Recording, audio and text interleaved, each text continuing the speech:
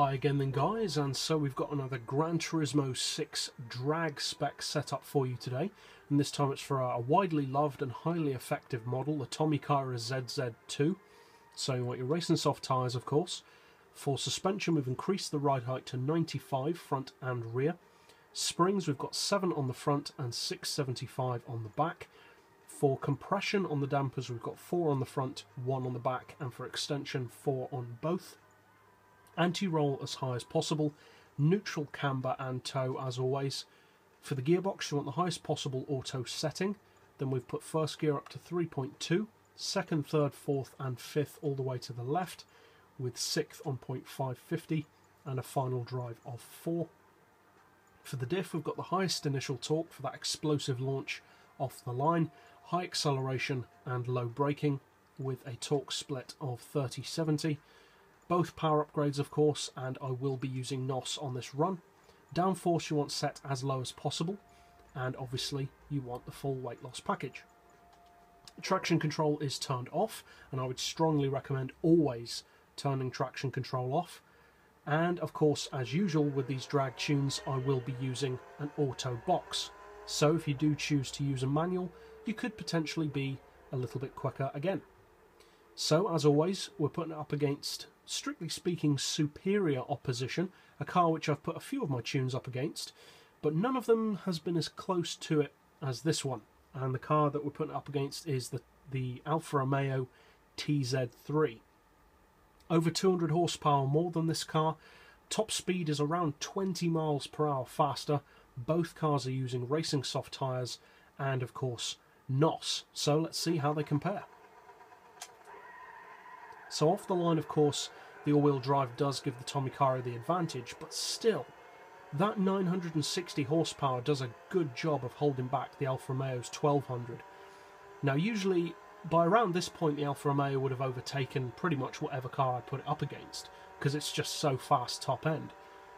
But this car, as you can see, is doing a really good job of holding it off. Now, of course, as I said, the Alfa Romeo is 20 miles per hour faster top end, so not surprisingly, when that power really kicks in, it does pass the ZZ-II. But still, for around 2500 to 2600 metres, this beats the Alfa Romeo TZ-III. And that is not a slow car by any means, regardless of whether it has all-wheel drive or not. In the case of the Alfa Romeo, not. Now this car I would recommend using more for short to mid-range distance drags. It's not the strongest of supercars for top-end acceleration. I feel like most people probably know that, but just for those who don't, this car does slow down quite a lot once you get above, say, 275. Up to that point, it accelerates extremely quickly, but above that, it really does start to bog down up to its top speed of around 285. Now with Slipstream, of course, you can go quicker than that, but obviously this is drag racing, and anyone who takes it seriously does not use draft. That's actually one of the most annoying things I find in online lobbies, that people just get in behind you and get your draft, which misses the whole point of drag racing. But anyway, this could easily turn into a rant, and that's not what the video's for. But as always, there are far too many specs to read out, so I'll put all of those in the video description below for this car if you want to check it out and perhaps compare it to other supercars or other vehicles in my drag spec tuning series. But for the highlights, this car hits 60 in 1.4 seconds. It hits 100 in 2.7, which is pretty much the next quickest thing to the Veyron itself. It hits 200 miles per hour in a crazy fast 8.7 seconds.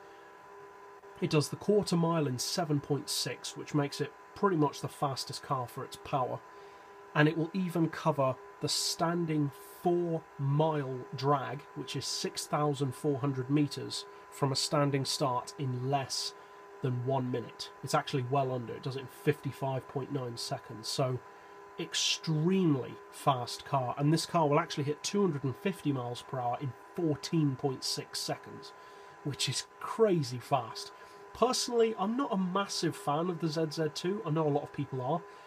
But regardless of my personal feelings of the car, it is definitely fantastic value for money and a formidable opponent for drag racing. So if you decide to use this tune, Obviously, I hope you find it competitive and of course fun as well. And if you're new to the channel or just found this helpful in general, feel free to subscribe. I put out new drag tunes every weekend, new top speed tunes every day as well. And as always, thanks for watching.